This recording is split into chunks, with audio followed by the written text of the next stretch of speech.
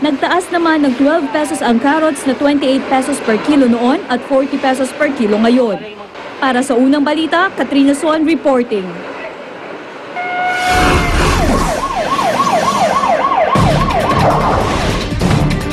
Nagkalat ang graba sa EDSA mula sa Panulukan sa Isa Avenue hanggang sa isang ginagawang gusali sa EDSA Ortigas.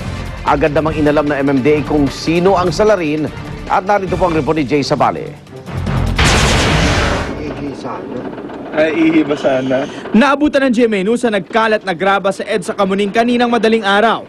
Ayon sa MMDA, nagsimula sa East Avenue ang trail ng nakakalat na graba. Sinamahan namin ang mga taga-MMDA para alamin kung hanggang saan ang trail. Natuklasan na sa isang ginagawang building sa Ortigas Avenue, nagtapos ang trail. Agad kinausap ng mga taga-MMDA ang gwardya ng gusali. Kasi sa truck ng mga ebidensyang bato, hanggang dito lang yung hangganan. So bali dito lang talaga sa inyo dineliver. Kinumpirma naman ng gwardya na merong delivery ng bato sa kanila nitong Miyerkules ng gabi. Ayon sa logbook ng gwardya, ang nag-deliver ng graba sa kanila ay isang kumpanya na galing pang Marikina. Yung ginawa nila is very hazardous sa mga road user natin to eh. Maaaring maging cause ng mga aksidente to kung sakasakali. I-verify ng MMDA ang may-ari ng truck sa LTO base sa plate number na ibinigay sa kanila. Ito'y upang masampahan ng reklamong obstruction at negligence.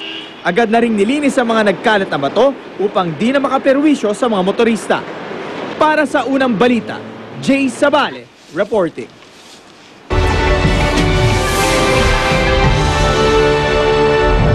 Flash flood bunso ng malakas na ulan na nalasa sa Virginia sa Amerika. Sa ilang kasada, umabot hanggang bewang ang tubig. Stranded tuloy ang ilang motorista. Agad naman na-rescue ng otoridad ang 5 residenteng na-trap sa kanilang mga binahang bahay.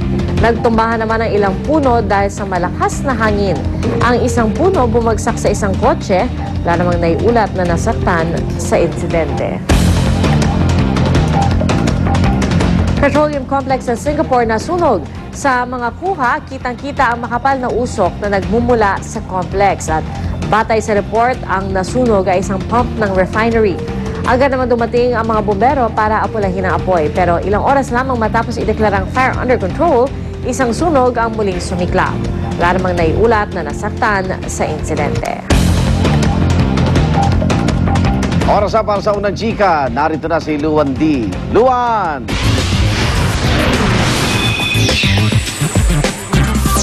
Salamat, Igan. Irish boy band The Westlife dumating na sa Pilipinas para mag-concert. Mainit silang sinalubong ng kanilang fans na nagpuyat pa para lang makita ang kanilang mga idolo. Ang unang chika, hatid ni Katati Bayan.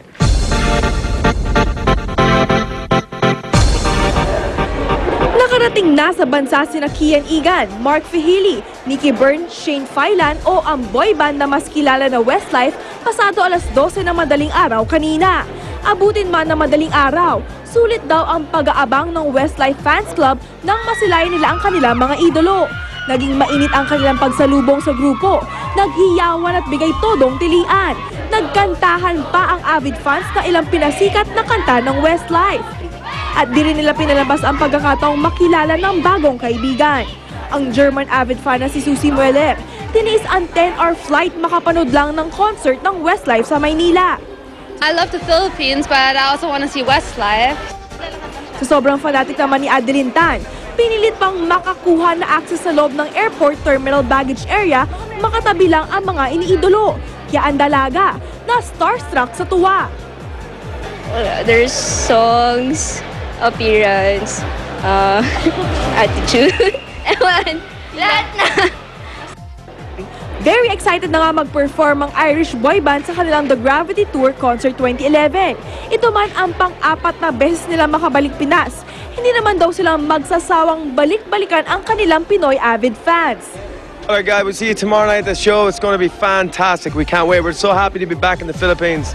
Oh, feels amazing. It's been too long since our last visit.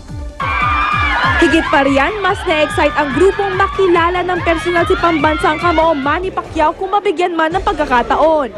Si Nikki, wish pa ngang makasparing sa ring si Pacman. Yeah, it'd be great if he comes. How about sparring? Yeah, I'd love to spar. I'd probably get knocked out immediately. Para sa unang balita, Katati Bayan reporting. star Pau Gasol nakisimpatya sa mga nasalanta ng bagyong Pedring sa Pilipinas.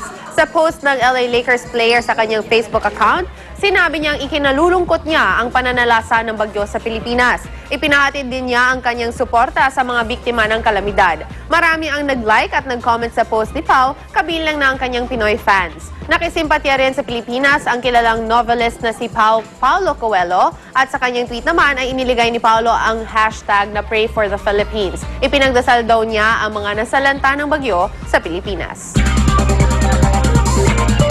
Umpisa pa lang yan ating chikahan, kaya tutok lang. At ang hirit namin mamaya, 3 lalaki sugatan matapos tumilapon mula sa sinasakyan tricycle sa Quezon City. At kilalanin kung sino ang hinirang na most annoying celebrity sa poll ng isang US magazine.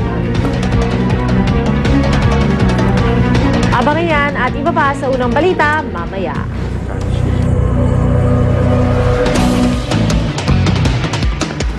Alright. Naka mga kapuso, tuloy-tuloy pa rin po ang paghahatid natin ng serbisyong totoo para sa mga sinalanta ng Bagyong Pedring. Gaya nila na navotas na sinailalim na sa state of calamity dahil sa lawak ng pinsalang tinamo dahil sa pagbabaha. Nandun ngayon sa evacuation center sa Daang Hari Elementary School, si Monica. Mon? Hi, Mon. Nandiyan. Uy, ang dami Makikita pa ba natin si Mon dyan? Ang dami Salamat, ladies. Babalik nga tayo dito pa rin sa Daang Hari Elementary School. Dito po yan sa Navotas City. Ang sinasabi nga na isa daw sa pinakamalaking evacuation center dito sa lungsod. In fact, meron silang 709 families ngayon na naninirahan dito.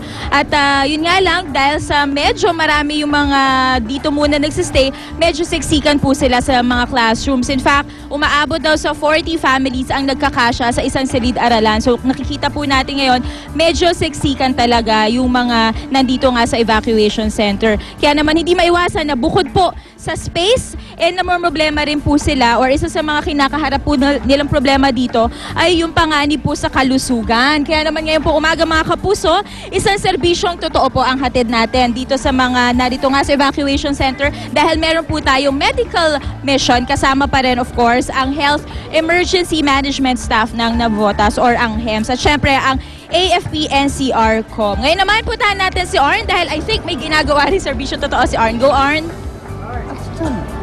Ay, nakamon! Tama-tama. Bukod sa medical mission, may libreng paamusal din tayo kasama ang Papa Day, Weekend and Green. Siyempre, tama-tama ang mainit na sabaw ng sopas at tunaw kapag mainit sa ganitong klase ng panahon. O, di ba? O. Ate, mon! Katabi ko ngayon si Dr. Eric David mula po sa HEMS para nga pag-usapan ngayon kung kumusta na po ba yung kalagayan ng mga nandito sa evacuation center. Good morning po, sir. Magandang umaga. Opo. Sa ngayon kasi meron tayong 1,700 na individual na nandito sa evacuation sa Daang Hari Elementary School. At present kasi talagang yung pananalanta ng bagyo, talagang marami na sugatan, tinamaan ng yero, napako, ganon. Physical injuries at po. At least kasi natapos na tayo doon. Ngayon, yung mga yung mga lagdat ng mga bata, ubo, sipon, saka yung pagtatae. Ayun ang problema natin ngayon. So yun po yung mga usual na inilalapit sa atin ngayon. Now, Sir Doc, ano po yung binibigay natin ngayon ng mga ngayon services? Po, sa tulong po ng GMA, yung unang hirit, may gamot po silang dala ngayon para sa ating mga kababayan ng Navotas. Ngayon po, ginagamot natin mga ubo, sipon, lagnat. At the same time, yung mga sugat po, linilinis po, tinatahi, binibigyan ng tetanus toxoid para ma-prevent yung infection, yung tetano. Actually, nakikita natin ngayon, parang may nasugatan po tayong isang kasama dito. And tuloy-tuloy naman po yung ating paggagamot sa kanya. Tuloy-tuloy tayo. Kumusta naman, Doc, yung supply po natin ng mga gamot? Sapat naman po lahat para sa mga tao dito?